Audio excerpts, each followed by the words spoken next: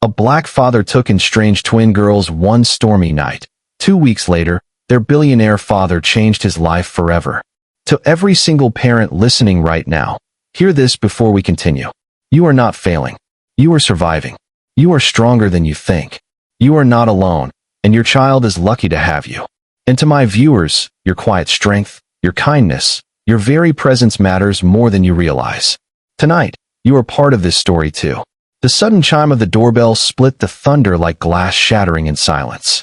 Jake Sullivan froze at his kitchen table, his fingers still clutching the final red-marked electricity bill that threatened to cut his world into darkness.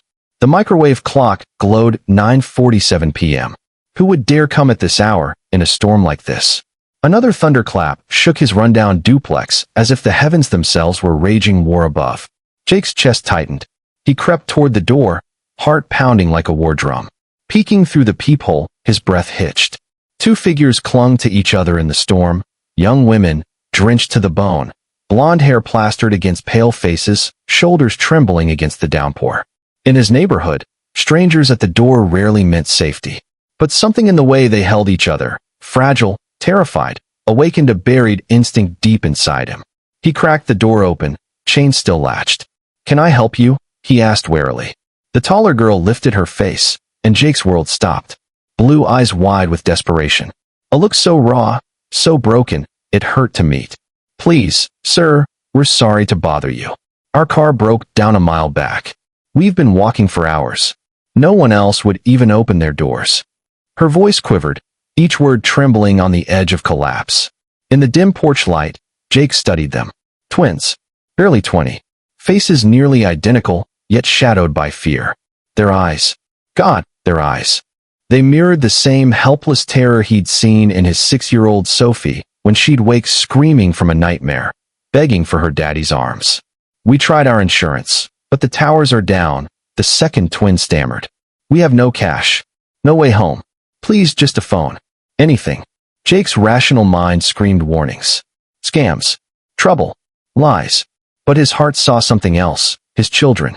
Danny, 8 years old, living 3 states away in Oregon. Sophie, only 6, clutching a phone to her ear during bedtime calls that barely reached through the static. What if it were them stranded in the storm? What if strangers turned them away? His voice cracked as he unlatched the chain. "Hold on." The door swung wide, and the storm struck him like a wall of knives, cold, violent, unrelenting.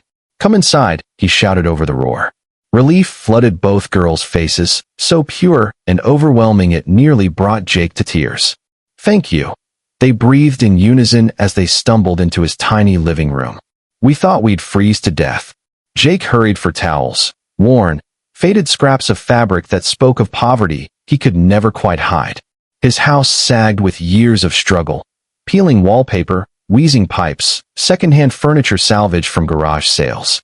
Still, he handed them the towels like treasures. "Here, dry off. I'm Jake." "Amanda," the taller one said softly, her voice lined with gratitude. "This is my sister, Samantha. We can't thank you enough. Our car's on Cedar Avenue. It just died on us. We were looking at houses. For a friend." She exchanged a look with her sister, a look Jake didn't miss. A secret unspoken. Cedar Avenue. Not the kind of place you search for houses at night. And not dressed like this.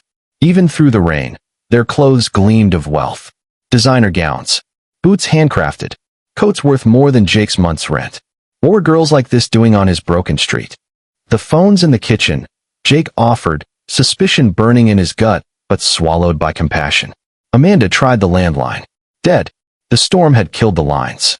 Her shoulders sagged in defeat, and Jake felt that familiar tug, the instinct he had once trusted too much. The instinct that cost him his marriage, his firm, his old life.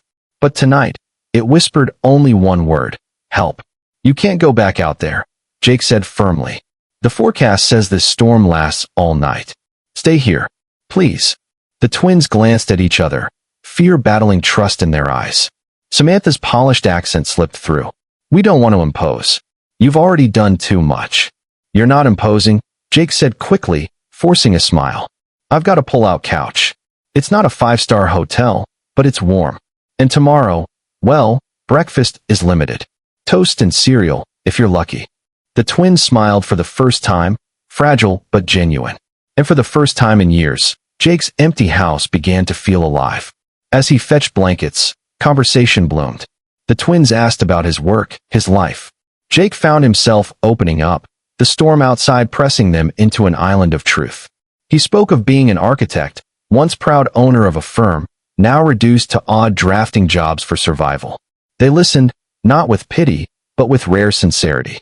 I had everything, Jake admitted quietly over hot chocolate he barely managed to make with the last of his cocoa.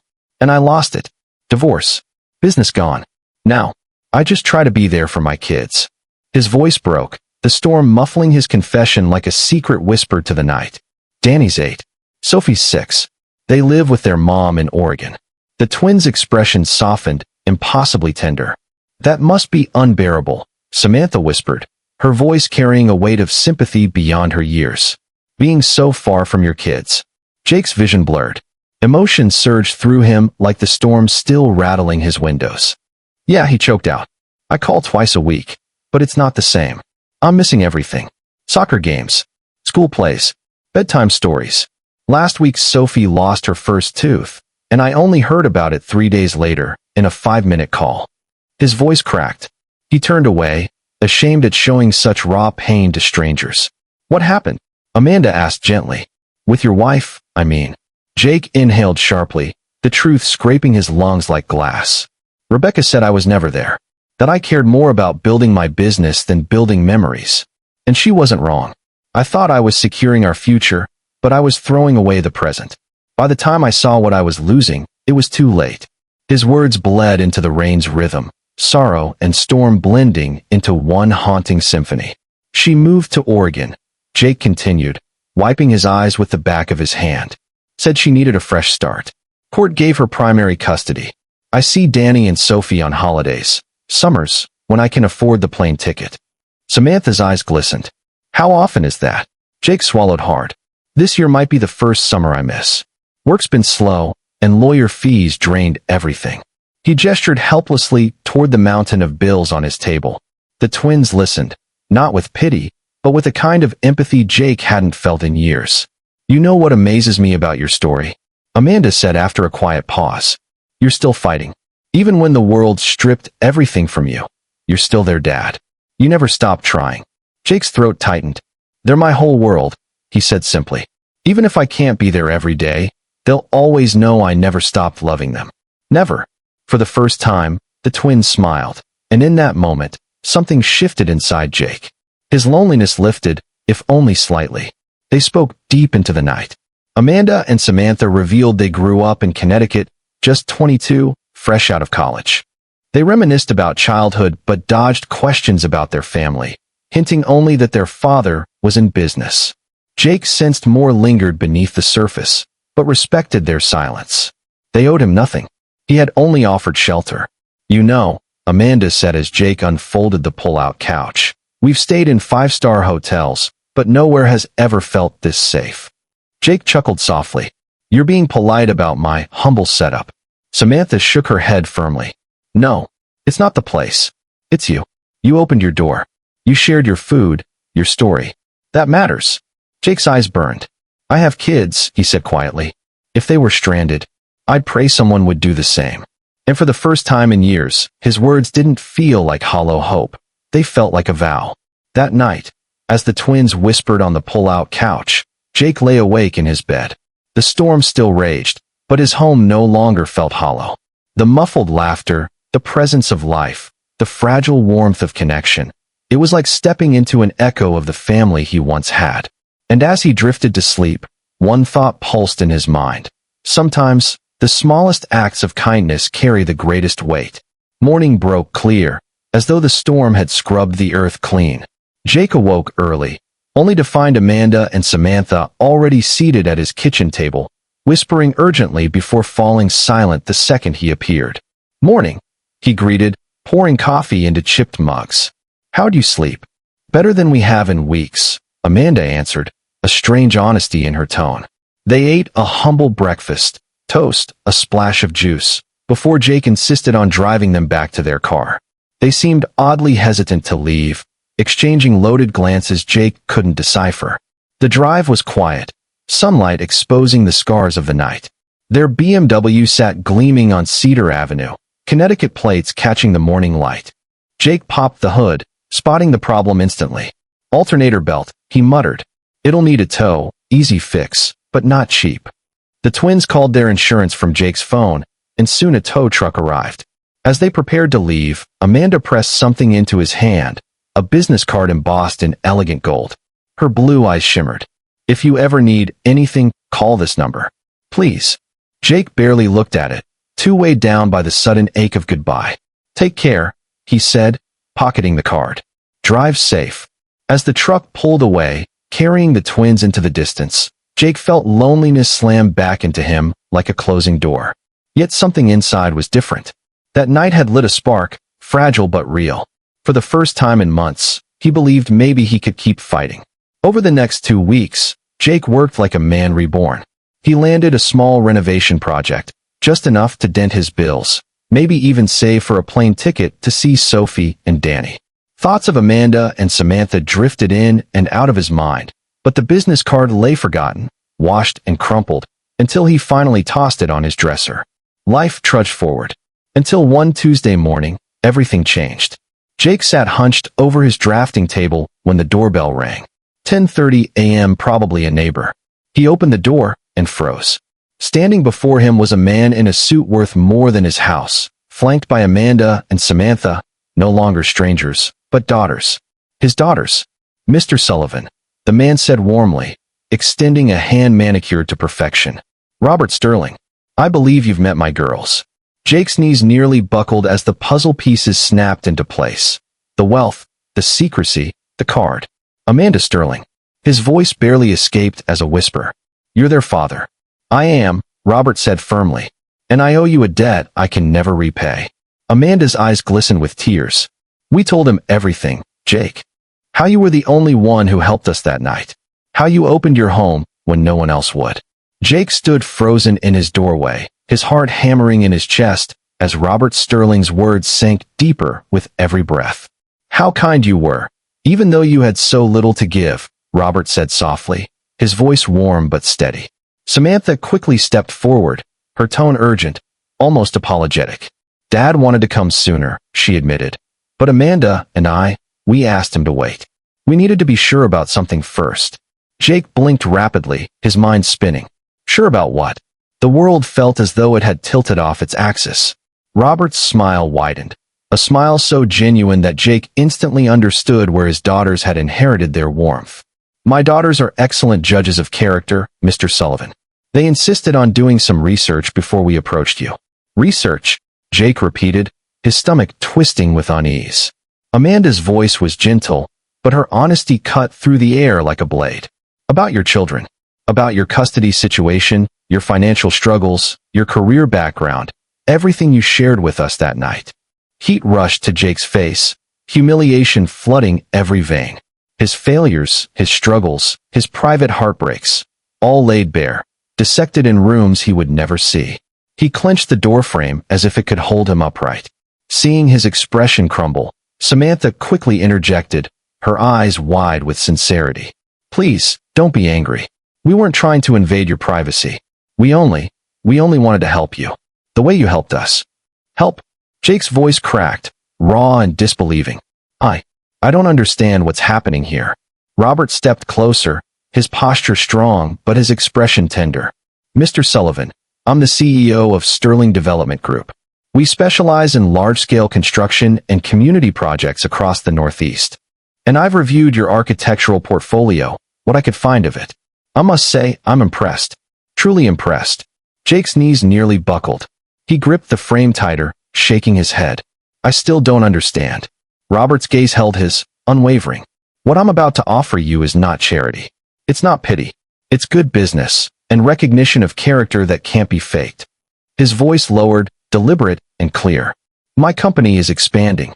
We need architects who know that buildings aren't just concrete and glass. They're dreams, foundations for lives and futures. And I believe you're one of those people. Jake's breath caught in his throat. That's impossible. You can't just hand me a job because your daughter stayed at my house for one night." Robert chuckled, a warm, unmocking laugh that filled the silence with surprising comfort. "You're right. That's not how business works. But I can hire a man whose character has already been tested and proven in ways no resume could ever capture."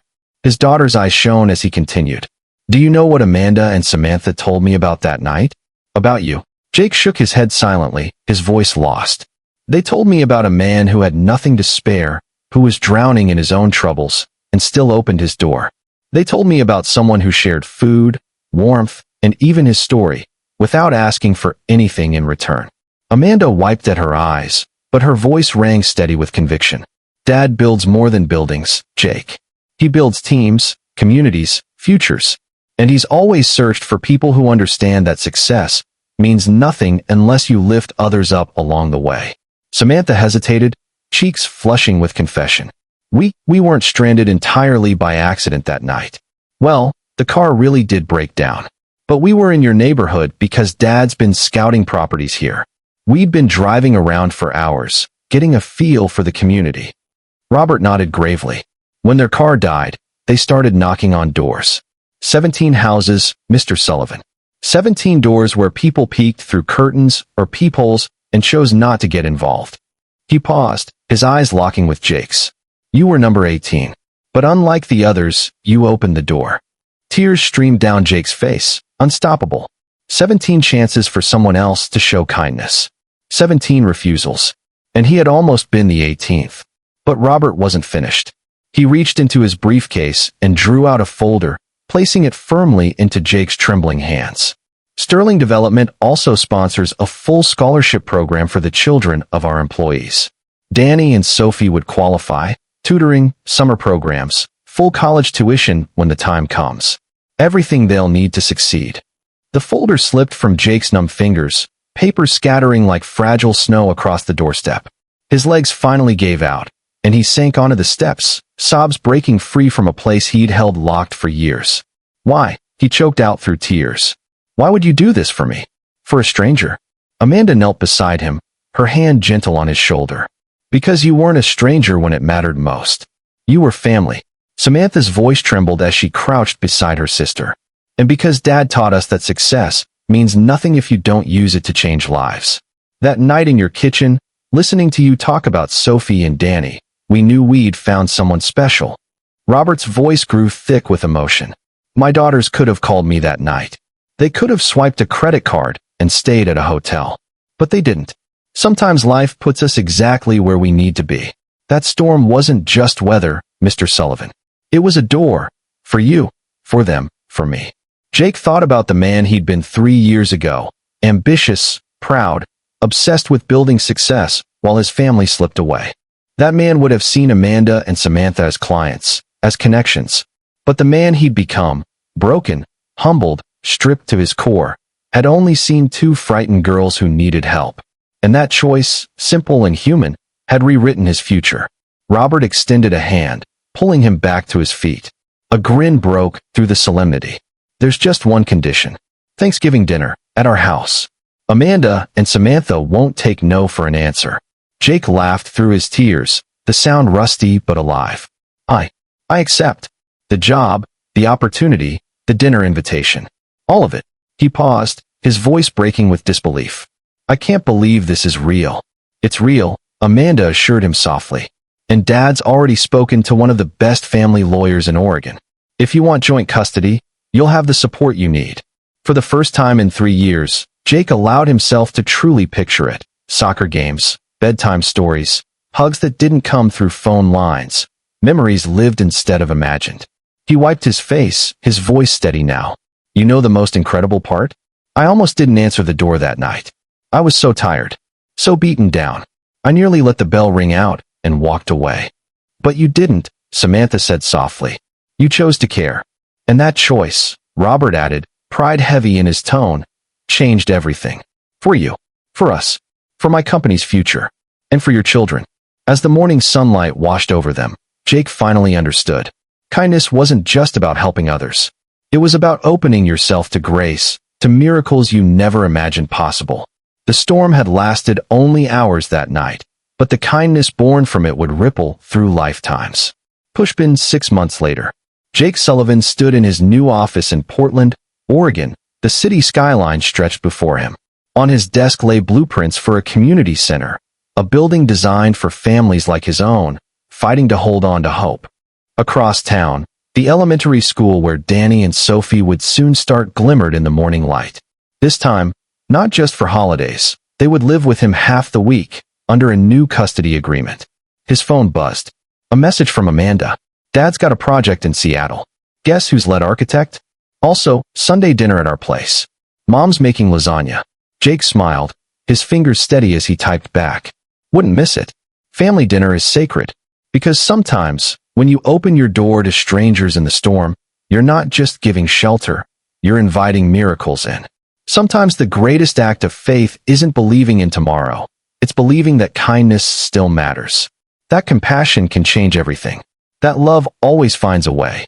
One stormy night, Jake chose kindness, and it changed his life forever. Now tell me, high voltage, if a stranger knocked on your door in the storm, would you open it? Or walk away? Drop your answer in the comments. And if you believe kindness can still change lives, hit subscribe to Black Nation Strength, where real strength comes from the heart.